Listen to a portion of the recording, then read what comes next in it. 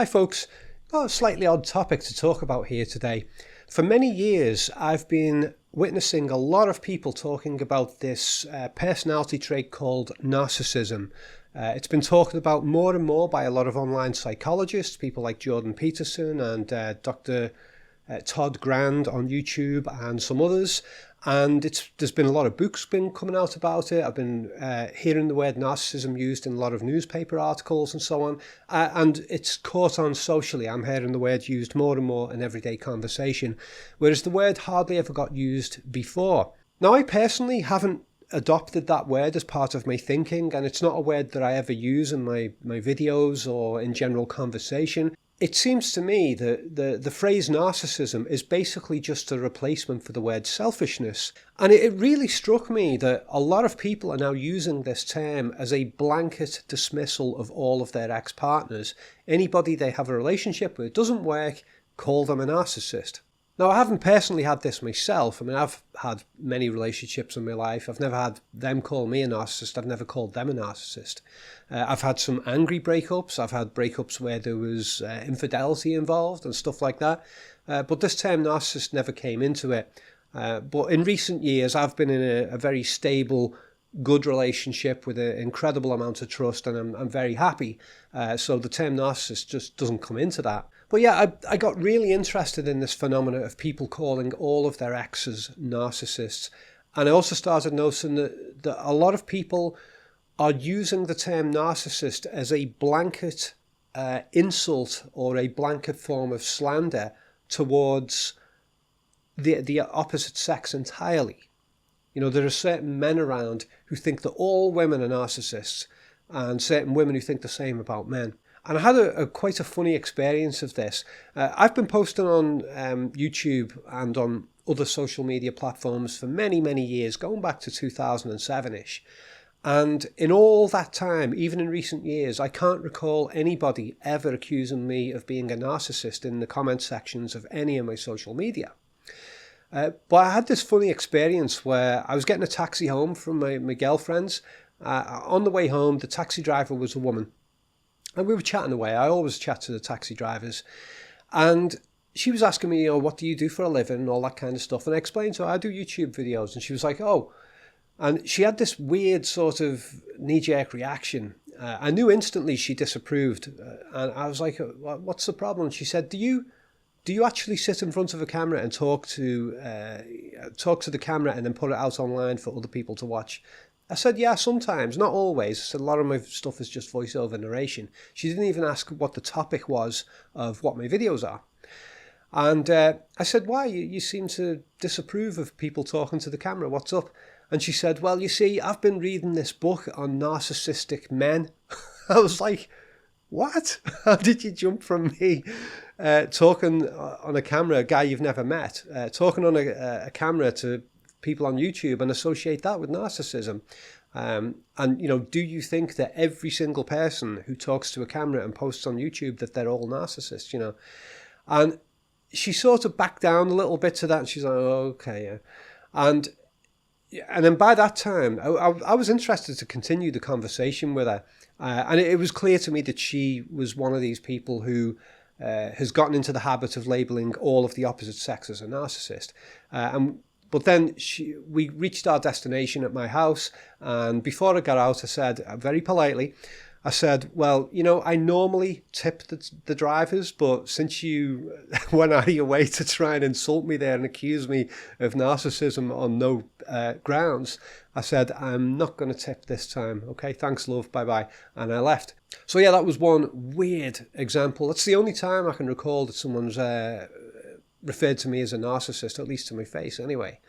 And so I was also quite interested when she said that I've been reading a book on narcissistic men. So that stuck in my head, and I didn't follow it up. It did give me the idea of making a video on this subject at the time, along with some other things which I'll talk about. But I will mention some of these book titles because I just looked some up today, and it's surprising how many of these gender slander books are out there. Now, before I get into those book examples, I want to first mention some other experiences I've had with this examples I've come across. One of them is a good friend of mine who is a single dad, and he's a really good guy, looks after his daughter, really decent fellow, as far as I can tell anyway. I've been friends with him for many years. I don't see him very often, but he's a really good guy. And his ex-partner is still in the child's life, and he has had a nightmare of a time dealing with her behaviour concerning his daughter. And I know that this isn't just a one-sided description from his point of view, because I actually met the mother socially before I met him. And I met her briefly in a couple of situations. And the first situation was I was having a bite to eat and doing a little bit of writing in one of my local cafes. And this baby was crawling next to me. Somebody's baby was crawling next to me. And I was like, oh, hello. And I looked around and I was like, who the hell's baby is this? And I was talking to the baby, and I didn't touch the baby because I thought, I don't want somebody else accusing me of trying to steal the baby or something like that. But I just kept an eye on this baby while it was crawling around near me. I was talking to the baby, and then I was just making sure it was safe. And then the mother came running over, and she was like, oh my God, there. And she found the baby and she picked it up, and it was the ex-partner of this friend of mine who I met later on. And she took the baby back to her table, and she got chatting to me, and she invited me over to their table, and I sat with them, and we had a bit of a chat. And she was drinking a fair bit of wine while she was looking after the baby. And I was like, okay, I don't want to be too judgmental about this, but, let's just leave it at that. And, I ended up with having her as a Facebook friend, but never actually meeting up with her or anything like that. I bumped into her a couple of times when she was jogging or I was jogging, just have a chat for a minute. And there was this other occasion where a friend of mine had committed suicide about a week before. He was 53, and that put me on a real downer for a couple of weeks. And I didn't go out and socialise with anybody for that couple of weeks because he was quite a close friend.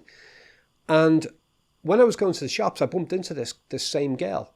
And, I asked her, how are you doing? And she told me, and she asked, how are you? And I said, well, I'm not feeling too great at the moment because a friend of mine committed suicide a week ago. And this is what she did. I couldn't believe it. She went, she actually thought it was funny that my friend had committed suicide. And at that point, I decided, not interested in getting to know this girl at all. And and then it turned out later down the line that she was the ex-partner of a guy who I'd become friends with. And she was doing a lot of drugs. She was drinking a lot of alcohol, getting drunk and doing drugs and having friends around and not cleaning the place and broken glass on the floor. This was all with a toddler presence in the household and stuff like that. Police were involved. I know about this because my friend showed me some of the police report stuff and the text messages and emails with social workers and things like that. He was showing me bits of the evidence of what had been going on. And it was a major, major problem. And so ironically, a couple of times later down the line, I didn't delete her off my Facebook. I could have, but I just thought, whatever. I don't really talk to her, but she's on the Facebook anyway. And I'm not posting about her or anything, so whatever. And I noticed she started posting things calling some of her ex-partners narcissists. This was a woman who was drinking alcohol, doing drugs around a young child that she was supposed to be looking after, and social services involved and police involved and all the rest of it. And she was calling other people narcissists. So that was a real shocker. And I have noticed generally, especially with the Facebook, with the people I know on Facebook, I see people posting stuff claiming that their own ex-partners are narcissists and that I'm not going to put up with any narcissists anymore. And more often than not, I have been finding that the people who are making those posts on social media, these are people who I've known over a long period of time, had a lot of interactions with. A lot of those people, most of them, are the kinds of people who, if I was going to give somebody else a diagnosis of narcissism, it would be them, So this pattern I've been finding very, very interesting. A lot of people who are calling others narcissists are the narcissists themselves. Obviously not always the case, but I've become very interested in why this is happening. Now, before I start breaking down a bit more specifics, I just want to mention to you some of the book titles that I've stumbled across, because I was curious about this taxi driver's report about reading the book about narcissistic men. Okay, so I've come up with a number of titles here. I've looked for ones about narcissistic women and narcissistic men, and there are plenty out there. So we've got, straight off the bat, we've got Are You Living with a Narcissist? This is by Laurie Holman. But the subtitle of the book, it's here on the cover, is How Narcissistic Men Impact Your Happiness, How to Identify Them, and How to Avoid Raising One. So why is this only about men as narcissists? What, female narcissists don't exist? Here's another one. Narcissistic Fathers, How to Recognize and How to Deal with Your Narcissistic Father. That is by, who's the author here? Stephanie Elizabeth Wilson. So far it's been female authors of books about narcissistic men.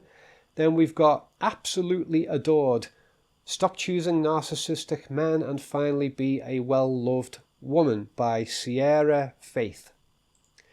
We've got Narcissistic or Not, A Man's Guide to Transforming Hurtful Accusations into Lasting Love and Trust. This is by Sven Masterson and Steve Horsman. This one, and going by the cover of the book here, the picture on the book, this is a book for men, specifically about how not to be a narcissist. Why it isn't for both sexes, I don't know. But interesting that one is written by two men. Now we've got it the other way, going the opposite way with the genders. We've got It's All About Her, Surviving the Female Narcissist. This is a female author, Lisa E. Scott. We've got Narcissistic Women, Unmasking the Female Narcissist, a guide for men to identify red flags, confront narcissism, and break free from toxic manipulation in relationships. There's a lot of these buzzwords going around, like toxic is another one as well. It's a very stupid term that gets used a lot, when toxic literally means poisonous at the physical level, but people are using that to describe behaviour as if it's actually physically poisonous. It's a very stupid term that's been pushed in the media a lot. Nobody ever used to call anybody that before the media started doing it. At least not in my lifetime, they didn't. We've got another one here called Unmasking the Covert Female Narcissist, Breaking Free from Manipulation, Gaslighting, that's another one that's getting used a lot these days, and Toxic Relationships. That's by a male author, I presume, called Lucas Taylor. That's an audio book. And we've got Narcissistic Women, The Complete Guide for Men, Dating, Engagement, Marriage, Divorce, and Co-Parenting with Female Narcissists, Emotional and Financial Abuse Recovery. This is by a female author, Caroline Foster. We've got a lot of these books and material going out, videos and so on, that are trying to persuade people that the opposite sex are generally narcissists, but not applying that judgment to their own sex. I think this massively appeals to a lot of people because it allows people to not take responsibility for their own behaviour in their relationships and to not talk about, how did I contribute to the failure of my relationship? I've had lots of relationships, and I know that I did things in some of my relationships that contributed to the relationship's downfall. And I know that sometimes my partners did as well. But I wouldn't put a blanket judgment across saying all of my exes ruined my relationships with them and none of it was my fault. But that is what is going on with this opposite sex narcissism thing. It's giving a lot of people a license to create a blanket judgment of the opposite sex and not take any responsibility for their own behaviour. Ironically, that is the kind of attitude that is generally perceived to be narcissistic thinking or narcissistic behaviour. Hence the term meta-narcissism. Now, reading up on descriptions of narcissism, there's descriptions on Wikipedia, there's descriptions in dictionaries, there's descriptions given by psychologists and stuff, and they talk about these various subcategories of narcissism as well. But as far as I can tell, looking at all those descriptions, narcissism is basically an alt word for selfish. Now, the word selfish typically got used to describe these kinds of people in the past. And I think the word selfish is very apt. I think it's straightforward. It's like it's all about yourself, not really caring about other people, just caring about what you want. and being preoccupied with yourself and getting attention and getting things for yourself and screw everyone else. And I think that the word selfish is absolutely fine for that. But people have been dropping the word selfish and replacing it with the word narcissism. And actually, the word selfish is much easier to say because it's only 2 syllables. But I think the reason this has been catching on, and this isn't just the case with the term narcissism, it's true with some other psychological terms that have been bandied around for years as well. I think the reason it's caught on is because you can call somebody selfish and it's just a judgment. Anybody can call anybody selfish. Doesn't mean it's true. It's just a personal judgment and that's it. So it doesn't have an air of authority about it. But when you call somebody a narcissist, it carries a connotation that there's an actual diagnosis that's been made, and that diagnosis is parallel with a medical diagnosis, as if selfishness itself is something that can actually be tested and proven scientifically, which it's very difficult to do that. You can't do a blood test or a brain scan or anything like that says, oh, this is a selfish person. The term selfish is a judgment call, and it's the same with the term narcissism. But when we use the term narcissist, it gives the notion that this person has something that is wrong with them, provably wrong, and it's been diagnosed, and it is a complete smear of the person's entire character. And yeah, it becomes a form of slander, a form of defamation. And if somebody can be branded as a narcissist, then that means that everything they say and do after that, or in response to the accusation, can itself just be pushed into the category of narcissism. Oh, they're just lying and saying that because they're a narcissist. So unlike the term selfish, the term narcissist becomes a self-reinforcing opinion, a self-reinforcing judgment. It has the false air of academic, scientific authority, and it has the false air of being a psychologist's diagnosis or assessment. I mean, it's one of a number of terms that gets used to describe a personality disorder, and a lot of these disorder terms, they're very judgment-based. Very few of them can actually be provably tested.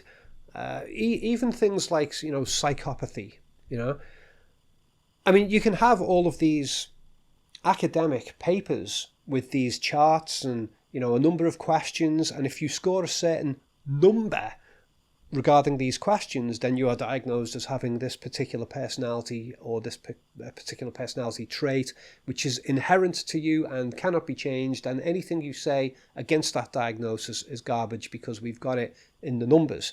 But you can't really measure out personality traits with numbers. It doesn't work.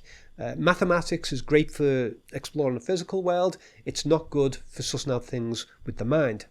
And actually, I would say that a lot of the traits that are associated with narcissism, the self-importance, the self-centeredness, the lying, the manipulation of facts and so on, a lot of that could even be applied to some of the psychologists themselves. They want to hold themselves up as the judges of other people's character, but they frame it as if it's a scientific exploration of people's personalities, but it's not. It's mostly just a personal judgment call.